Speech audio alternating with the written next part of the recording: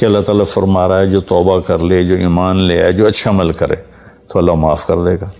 وہ کہنے لگا ایمان بھی لاؤں، توبہ بھی کروں، اچھا عمل بھی کروں، یہ تو بڑی سخت شرطیں ہیں، کوئی اور آسان اس سے راستہ ہے؟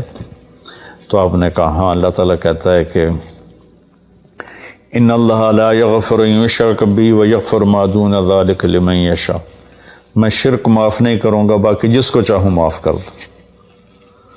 تو اس پر کہنے لگا وحشی آپ مجھے قتل تو نہیں کریں گے نا، مجھے امن تو ہے نا؟ آپ نے کہا ہے۔ کہا اچھا اگر وہ یہ کہتا ہے کہ میں شرک معاف نہیں کروں گا، باقی جس سے چاہوں معاف کروں، اگر مجھے معاف نہ کیا تو مجھے کلمہ پڑھنے کا کیا فائدہ؟